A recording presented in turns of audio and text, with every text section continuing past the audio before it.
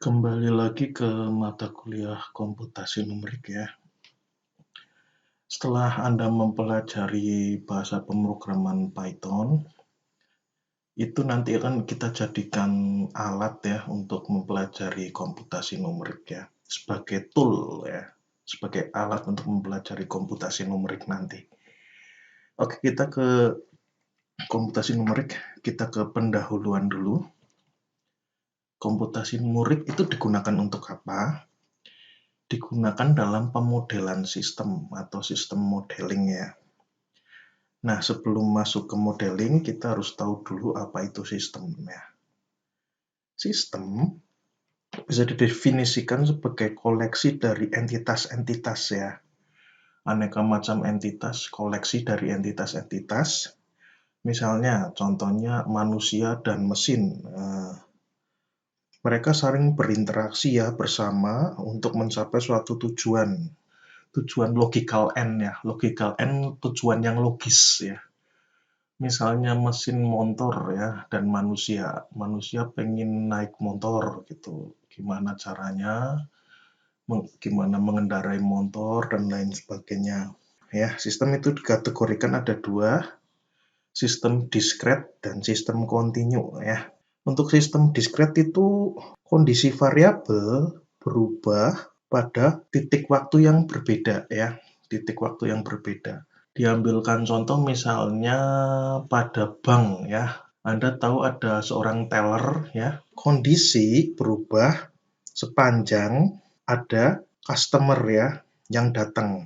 Nasabah banknya datang, terus kalau udah selesai pergi, datang lagi, pergi lagi. Itu titik waktu yang berbeda. Kemudian yang kontinu. Sistem yang kontinu contohnya misalnya pada pesawat terbang dan angin. Pesawat terbang bisa terbang karena angin ya, Boeing ya, dan lain sebagainya. Mereka terbang karena angin. Kondisi angin berpengaruh pada kondisi pesawat. Nah, itu sistem yang kontinu, karena angin terus-terusan mengubah kondisi pesawat. Semisal pesawatnya melewati sebuah angin topan ya, akan terjadi disturbensi kan dari pesawat tersebut.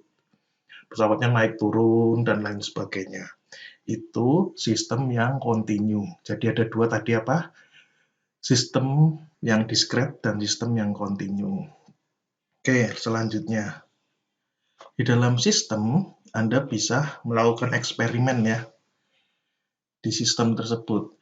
Misalnya, ada eksperimen dengan sistem yang sesungguhnya. Nah, ini butuh dana yang besar, butuh tenaga yang besar mungkin ya. Karena dengan sistem sesungguhnya ini kurang visibility. Kelayakannya kurang kadang. Karena bisa sangat berbahaya, bisa sangat costly, sangat mahal ya. Destruktif ya pada sistem itu sendiri. Misalnya pada bank ya, Anda ingin bereksperimen di bank. Wah, Anda melakukan eksperimen di bank pada tellernya ya. Misalnya jumlah teller dikurangi. Wah, nanti akan merugikan bank ya. Gitu. Pelayanan kurang maksimal dan lain sebagainya. Karena itu ada eksperimen dengan model ya, dengan model. Dengan model itu representasi dari sistem. Ketika menggunakan model itu ditanyakan, ada pertanyaan, ini kira-kira cocok nggak untuk sistem? Nah, kemudian dari situ ada dua model fisik dan model matematika. Model fisik, misalnya pernah lihat miniatur mobil yang dibuat dari tanah liat. Nanti kita lihat ya, ada gambarnya, nanti saya beritahu. Terus ada misalnya miniatur pesawat dan lain sebagainya ditaruh di wind tunnel. Wind tunnel terowongan angin ya. Di situ mengeluarkan angin yang akan menyebabkan terlihat, wah model ini cocok nggak kalau bisa terbang nggak, gesekannya berapa, dan lain sebagainya. Kemudian ada model matematika. Kalau model matematika lebih eksperimen-eksperimennya dari model dari sistem itu dimatematika-kan, dimodelkan secara matematis, ya, dihitung variabelnya apa saja, representasi sistemnya, logikalnya gimana, hubungannya relationship-nya gimana, dengan macam-macam hal ya, dengan variabel-variabel. Dalam model matematik sendiri ada solusi analitik dan simulasi. Kalau simulasi itu solusi pendekatan ya. Kalau analitik, Anda menghitung. Semisal gini, waktu Isaac Newton kejatuhan apel, dia menghitung jatuhnya apel ke tanah, dia hitung berapa detik, terus kemudian dia bisa menemukan rumus gravitasi gitu ya. Untuk simulasi lebih ke pendekatannya. Nanti kita pelajari di situ. Oke, ini bagian yang lain. Ini physical system ya, kenyataan dunia nyata. Misalnya Anda ingin memodelkan di dunia nyata ya. Nah, ini terus representasinya bisa dibuat di sini.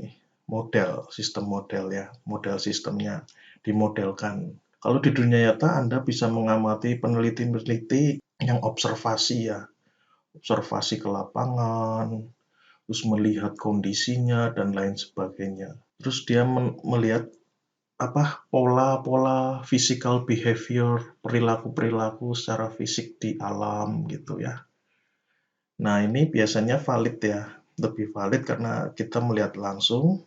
Nah, kalau ini menggunakan model yang komputer ya, simulasi angin, simulasi retakan tanah untuk memodelkan misalnya gempa bumi dan lain sebagainya. Disimulasikan dan ini behavior-nya diprediksi. Kalau ini behavior-nya memang nyata gitu ya, fisikal nyata. Nah, kemudian dibandingkan. Biasanya di sini terdapat error ya. Yang misalnya di sini lebih tepat, di sini kurang mendekati tepat gitu. Setelah itu dibandingkan, baru di-adjustment, di-improve modelnya, kemudian baru kembali lagi ke sini. Diperbaiki modelnya, balik lagi ke sini, dan seterusnya. Oke, untuk pemodelan sistem, penting nggak sih? Penting sekali, karena itu sangat menghemat biaya ya, terutama ya, untuk membuat prediksi harus dibuat model. Ini yang fisikal ya, Anda lihat di sini. Misalnya ini, Anda mau membuat sebuah mobil ya. Untuk mengetahui gaya gesek udara dari mobil itu, karena ini berpengaruh dengan kecepatan mobil, dibuat mobil dari tanah liat. Nah, sesuai mobil aslinya yang didesain ya. Dibuat dari tanah liat, kemudian disemprotkan udara. Nah, terlihat di sini arah udara kemana ya. Karena ini akan sangat berpengaruh pada kecepatan mobil dan lain sebagainya. Ini menggunakan tanah liat ya. Clay model namanya ya, tanah liat. Selanjutnya, untuk mathematical modelnya di komputer ya.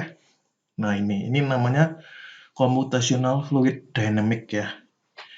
Semua persamaan matematis tentang pergerakan fluida ini tidak perlu membuat tanah liat ya, tidak perlu membuat mobil tanah liat ini. Anda cuma membuat modelnya di komputer. Anda lihat sini daerah yang panas itu kena terpaan angin paling besar. Nah, ini bagian ini ya. Ini kurang yang biru ya. Gitu. Jadi bisa diprediksi. Selanjutnya, pemodelan sistem itu penting sekali karena biasanya sistem sangat mahal biaya dan waktu. Beresiko tinggi dan berbahaya untuk bereksperimen dengan sistem yang sesungguhnya. Contohnya nih, pemodelan sistem galaksi ya. Biaya dan waktu, jelas biaya nggak mungkin ya. Anda mau melihat galaksi dari jauh, meneliti pergerakan bintang-bintang, Anda harus sampai di ketinggian tertentu ya misalnya untuk melihat secara jelas. Dan waktunya sangat lama, sampai jutaan tahun, sampai miliaran tahun ya. Anda bisa melakukan simulasi pemodelan sistemnya. Ini disimulasikan gerakan pada galaksi ya, galaksi. Nah, Anda bisa lihat sendiri di YouTube ya, ini alamatnya. Jadi gerakan bintang-bintang di galaksi bisa dimodelkan. Jika menggunakan secara fisik ya, Anda melihat langsung butuh waktu sampai jutaan tahun dan itu tidak mungkin ya. Oke, kita lanjutkan. Nah, contoh lain misalnya studi dalam bidang tertentu. Jadi tidak semua harus dipelajari, hanya sebagian kecil saja. Anda bisa memodelkan sistem tersebut ya. Jadi tidak perlu harus mempelajari keseluruhan, Anda harus mempelajari yang sedikit saja pemodelan sistemnya. Jadi biaya lebih murah ya. Oke, pemodelan itu sebenarnya perumusan masalah. Perumusan masalah itu langkah awal dalam rekayasa atau engineering. Anda adalah mahasiswa teknik informatika, informatik engineering. Anda adalah rekayasawan ya. Nah, di sini dalam pemodelan ya, misalnya ada suatu masalah, dilakukan pemodelan. Nah, pemodelan tidak bisa lepas dari simulasi kadang ya, saling berhubungan. Pemodelan dan simulasi. Anda memodelkan gerakan angin ya, gerakan angin di mobil yang seperti saya tadi kasih contoh, Anda simulasikan di komputer, kemudian dianalisis, dibuat desainnya, kemudian dilakukan prototyping, langsung dilakukan optimisasi. Optimisasi itu dibikin supaya lebih bagus gitu, dioptimisasi. Nah, tentunya ada faktor-faktor non-teknis yang berpengaruh ya pada optimisasi. Setelah itu ditemukan solusinya. Solusinya menyelesaikan masalahnya dan kembali lagi. Misalnya menemukan masalah baru, pemodelan lagi dan seterusnya. Oke, kita lanjut. Nah, untuk model itu ada macam-macam. Pertama static physical ya. Misalnya model mainan-mainan kayak Gundam itu ya. Gundam, robot-robotan Gundam itu termasuk static physical model ya. Miniatur pesawat terbang, terus kereta apian itu loh ya, yang mainan-mainan itu, maket gedung ini biasanya untuk anak arsitektur. Dia membuat model maket gedung, bangunan ya. Terus ada lagi dynamic physical ya. Dynamic physical tadi misalnya contoh terowongan udara yang tadi saya kasih contoh mobil yang tanah liat tadi ya. Terus di aeromodeling. Kalau statik mungkin tidak terlalu banyak gerak ya, tidak terlalu banyak gerak. Ini miniatur pesawat terbang ini tidak bergerak. Ya, kalau aeromodeling ini bergerak ya. Miniatur pesawat terbangnya digerakkan. Apakah pesawat ini bisa terbang atau tidak? Nah, itu dynamic physical. Kemudian ada static mathematical, misalnya contohnya model ekonomi ya, model ekonomi. Gimana jika seluruh gaji orang Indonesia kita kurangi, apa yang terjadi gitu. Terus dynamic mathematical, persamaan diferensial, transfer function, dan lain sebagainya. Untuk matematikal itu ada mathematical analytical dan mathematical numerical. Seperti saya bilang tadi, untuk analytical, contohnya di kalkulus ya, persamaan diferensial dan integral dan lain sebagainya. Kalau numerical, semua yang rumit di analytical disederhanakan jadi tambah, kurang, bagi, dan kali gitu. Sehingga komputer bisa mengerti menyelesaikan masalah-masalah itu. Suatu problem matematika dapat dipecahkan dengan dua cara. Pertama dengan metode analitik, yang kedua dengan metode numerik. Analitik itu kayak apa? Ini yang Anda pelajari sejak SD, SMP, SMA ya. Solusi-solusi penyelesaian problem matematika Anda kerjakan dengan analitik. Hasilnya eksak ya, hasilnya pasti dan nggak ada errornya ya. Tidak ada errornya, hasilnya pasti gitu. Waktu Anda SMA, Anda kenal dengan rumus ABC ya, untuk menentukan akar persamaan polinomial derajat 2. Itu eksak, nggak ada error sama sekali. Nah, kalau numerik bagaimana?